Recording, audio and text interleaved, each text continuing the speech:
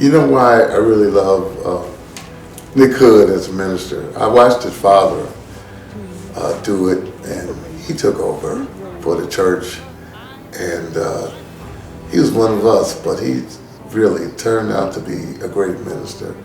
I know it's hard, and that's something that I know that all ministers may not be doing what they're doing because for the right reasons, but I know it's hard. I know he's a beautiful man, and we've been knowing each other for over 50 years. I believe in him. He's inspired me in so many ways to do what I'm doing and try to be the best at it. Make sure you watch Nick Hood's ministries. You'll never be the same.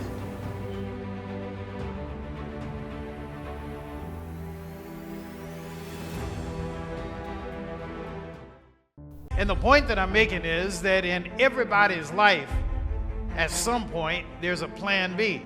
God is talking to us every step of the way. God is trying to show you something every step of the way. When things seem to be going wrong, that's God's way of opening another door. I am convinced that God has been directing me every step of my life. On the Word Network.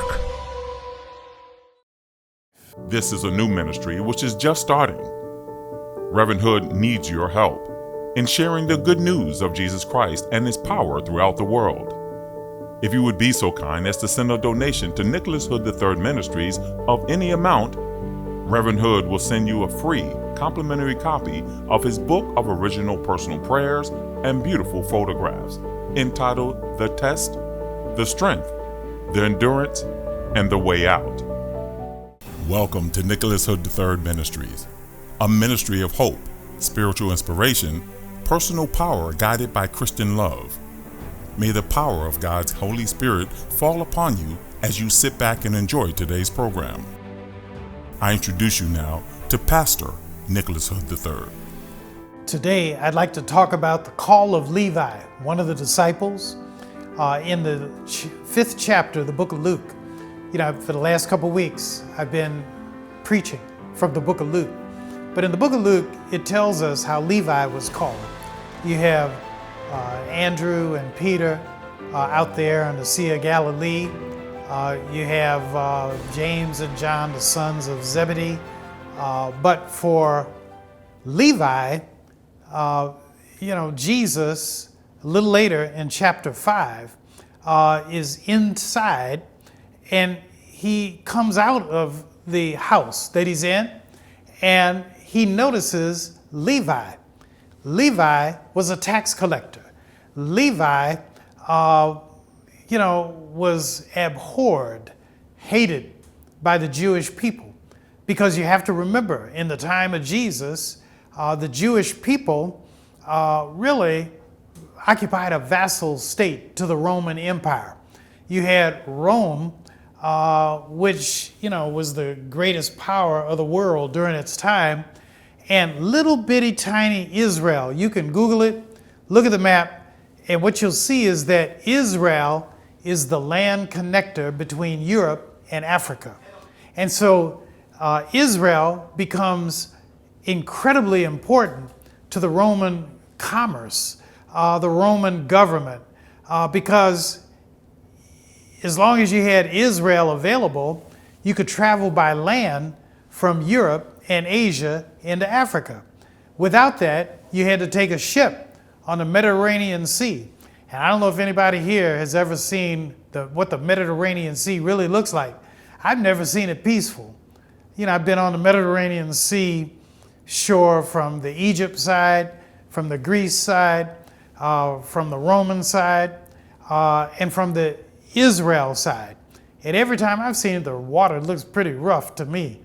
And, they probably got tired of being seasick and it's just saying, we'd rather have a horse and buggy set of carriages that could travel goods from Europe and Asia into Africa, with the port being Egypt. And so Jesus goes out, he sees a tax collector named Levi, and the people hated the tax collector. And why did they hate it? They hated the tax collector because the tax collector worked for Rome.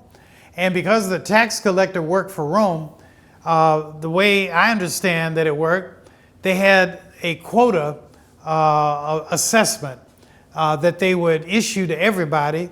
But then the tax collector, once they got above the quota, they tried to squeeze money out of everybody as much as they could.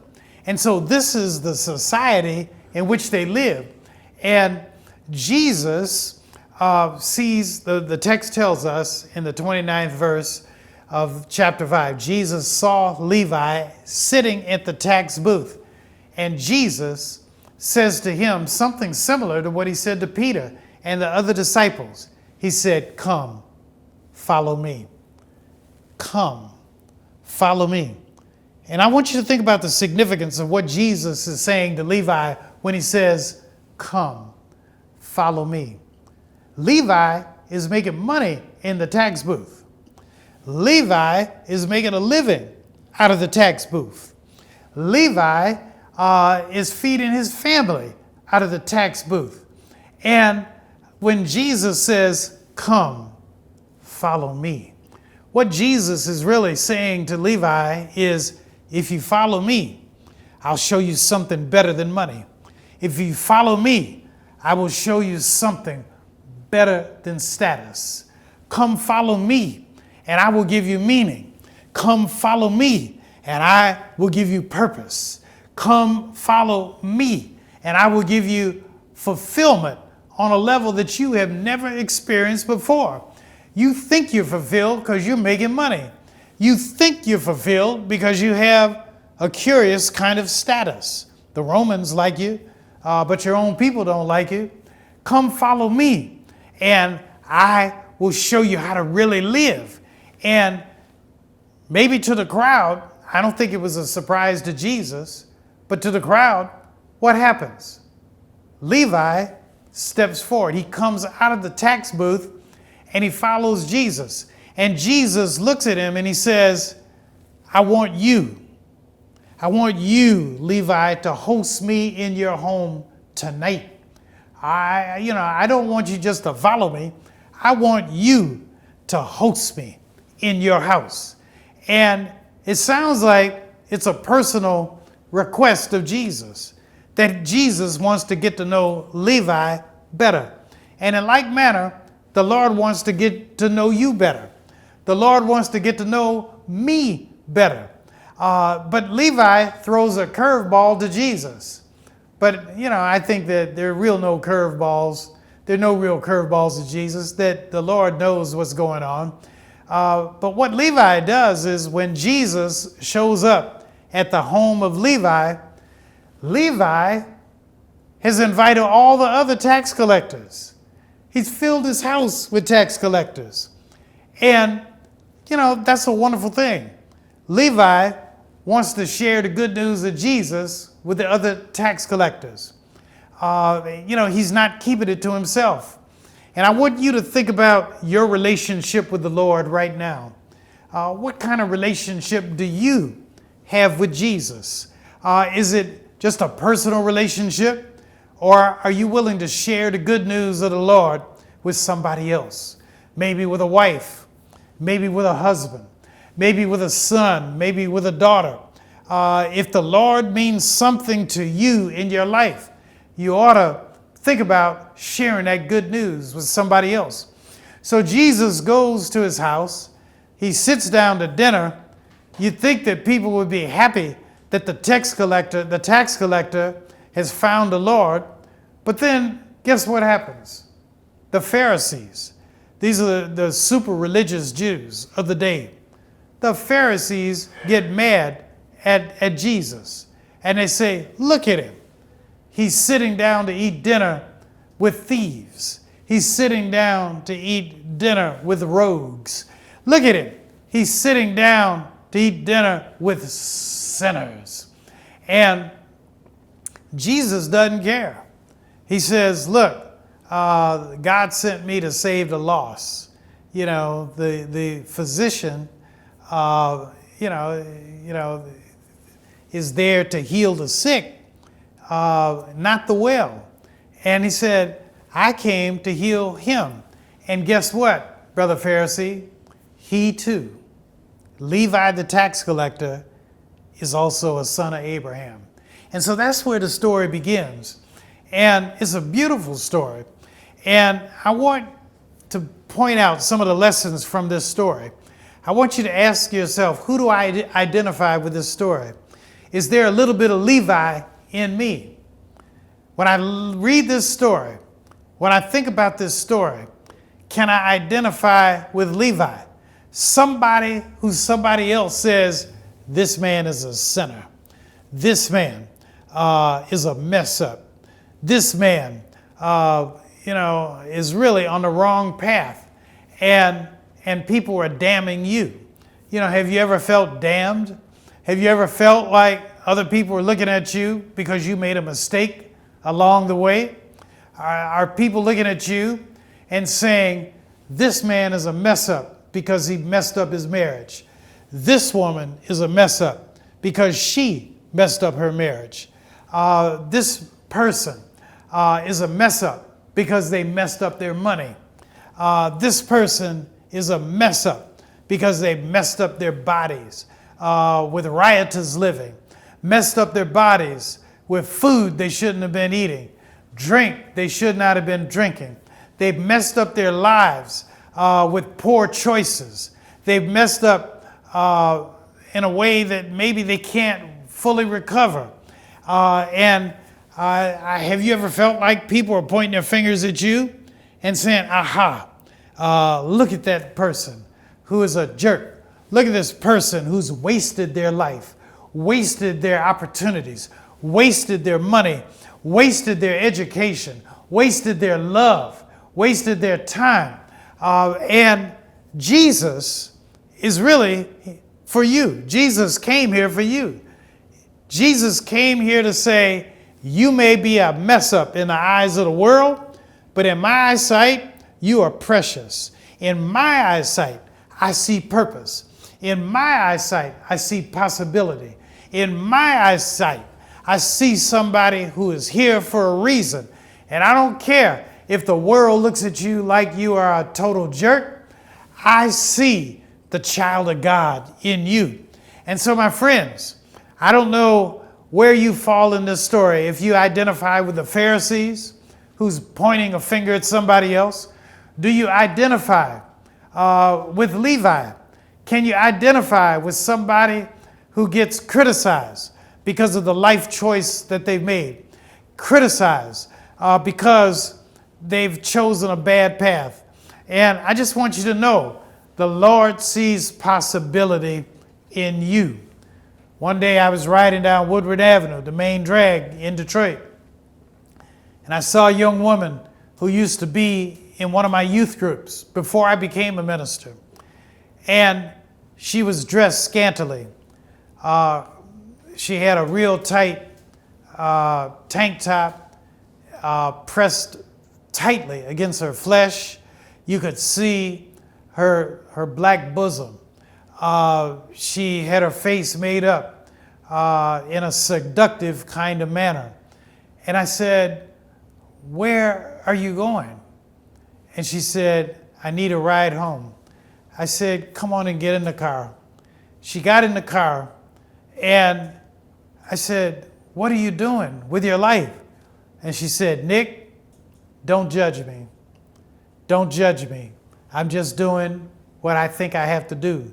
I have a couple of children, and I'm just trying to feed my family. In essence, what she was saying is, I'm working the streets. I am a prostitute. And I drove her a couple miles to a shelter where she was living. And I said, what can I do to help you? And she said, I need a bed. I need some furniture. I need some clothing for my children. And I said, you got it. And I went back to my church and I made a request. I said, I saw a woman who used to be in one of my youth groups. She needs a bed for herself and for her children. She needs clothing. And what's the point that I'm making? The point that I'm making is Society may have looked at that young woman like a mess up, but I looked at her with possibility. And why did I look at that young woman, as a possibility? I looked at her because I said, that's what Jesus came. Jesus came to save the lost. He didn't come to save those who are already saved. He's coming to save the lost. He's coming to save the prostitute. He's coming to save the self-righteous, who thinks that he's better than everybody else. The Lord came to save the person who's greedy. The Lord came, the person who's racist, who's looking down on somebody else because of the color of their skin. The Lord came for you. If you're looking at this program right now and you are sick, the Lord came for you. The Lord came for you in your cancer. The Lord came for you in your diabetes. The Lord came for you with your heart problems. The Lord came for you trembling with Parkinson's and multiple sclerosis. The Lord came for you suffering in your old age from loneliness. The Lord came for you if you're in prison. I know that there's some people in prison who are looking at me right now because I'm starting to get letters. And I want to thank you. If you are in prison and you've been writing me, keep sending me a letter. If the prison will let you, send me a photograph. If you're not in prison and you like what you hear in this program, I want you to contact me. And I want you to let me know that this program is meaningful to you. And I want you to let me know if you can identify with Levi, the tax collector. If you can identify with Levi, being a shutout person from society. I want you to know that society may shut you out, but for me, you are on the inside. For me, you have a special place in God's kingdom. And I want you to know that I'm praying for you.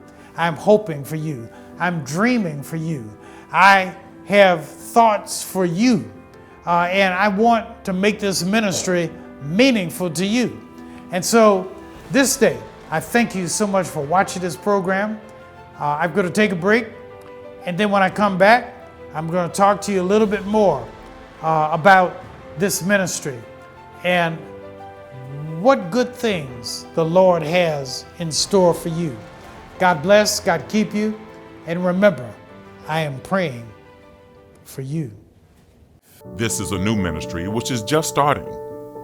Reverend Hood needs your help in sharing the good news of Jesus Christ and His power throughout the world.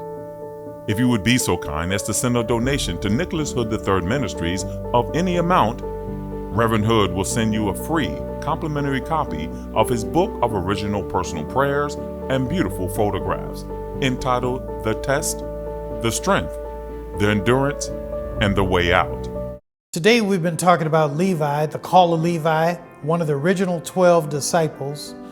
He's right there with Judas.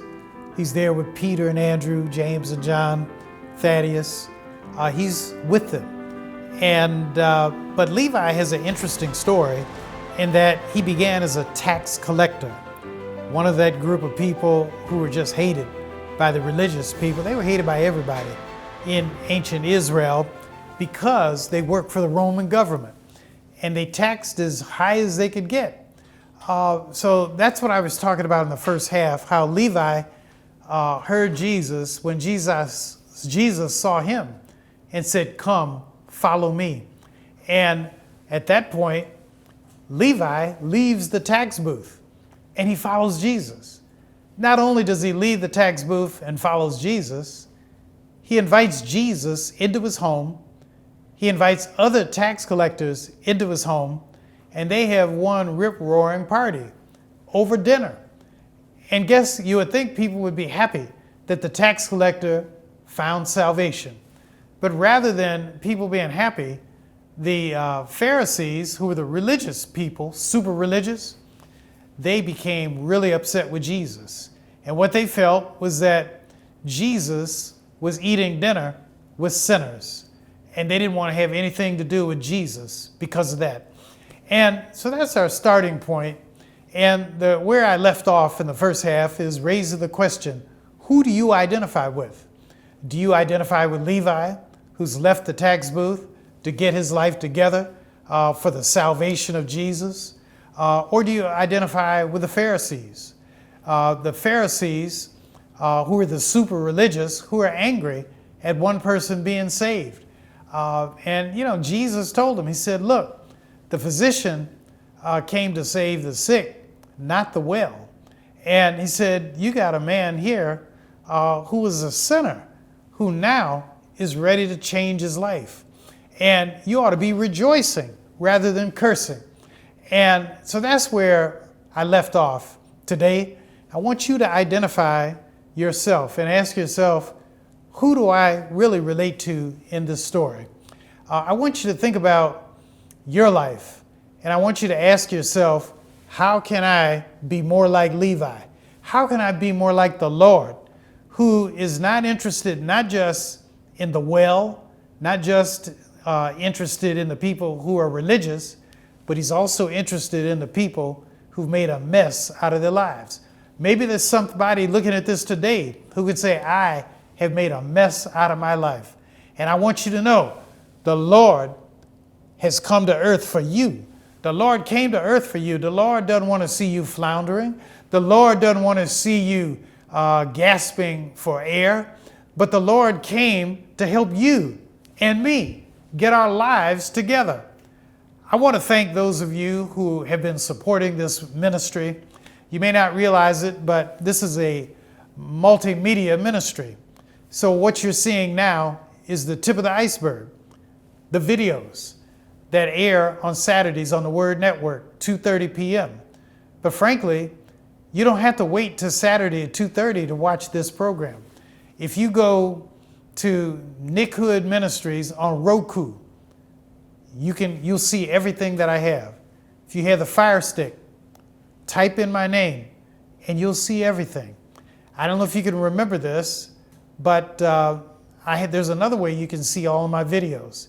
It's on a website called L-I-G-H-T Cast, C-A-S-T, Nick Hood Ministries at lightcast.com. Or if you just Google my name, say Nick Hood Ministries, the Lightcast link will probably come up. And that's, a lot of people have told me, they said, Reverend, I don't want to wait till Saturday at 2:30 to see, what you're putting on out there. And I tell them, if you can remember Nick Hood Ministries, just type that in at lightcast.com. You'll be able to see what I do. I also write prayers every day. Some of the people who have been supporting this ministry receive a daily prayer from me by text message. If you'd like to receive the text message, I want you to write me.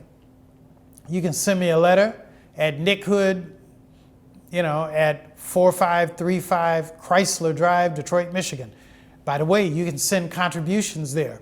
We need financial support to make this work. And there are a number of people, if we have time today, I'm going to read some of their names, who've been not only supporting me, but supporting me with repeat gifts, $50, $10, $100, $500. It's all there for you. And I say that because I need support for this. There's another part of this multi-faceted ministry. You can get an email from me. If you'd like to receive an email from me, again, write me at Nick Hood Ministries. You can write it at wordpress.com, or you can just write it on my website, Nick Hood Ministries, Nick Hood the 3 Ministries.com, or you can email me at nhoo996937@aol.com. I know that's a lot, but let me say it again. NHOO, no D, OO 996937@aol.com. Email me, and every Monday I will send you an email. And it's a unique kind of email. It's a spiritual email where I take spiritual topics. So for instance, this month, I'm writing on the various aspects of love that are identified with Apostle Paul. Love is patient. So one week I'm writing about patient love. Love is kind. Love is not jealous, boastful, irritable, resentful, or rude. I'm breaking those topics down by week. And if you'd like to be a part of that, just email me, text me at the number that's on the screen. Just do that. And I would love to keep in touch with you. We're about out of time. But again, I want to thank you for tuning into this ministry. I want to thank Delgenia Barber. I want to thank Lorimer and Jacqueline Wyatt. I want to thank Renee Turner Bailey.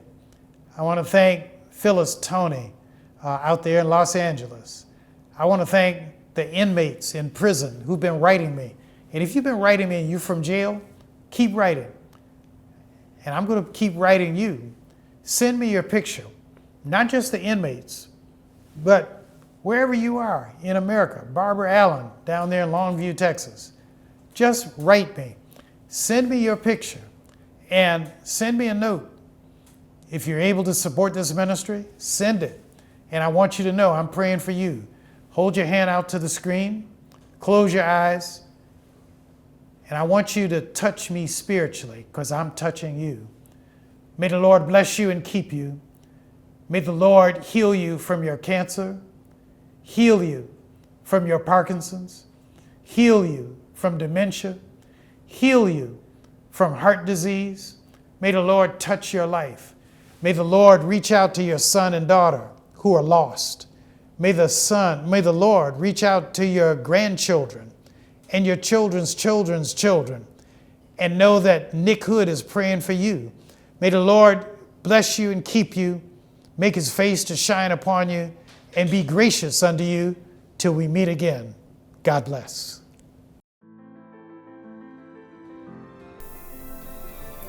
Thank you for watching today's program. We hope you've been blessed in a powerful way. Just knowing you took the time to watch today's broadcast is a great encouragement to Pastor Nick Hood. If this broadcast has been a blessing to you, we ask that you mail a tax-free donation to Nicholas Hood Ministries at 4535 Chrysler Drive, Detroit, Michigan, 48201.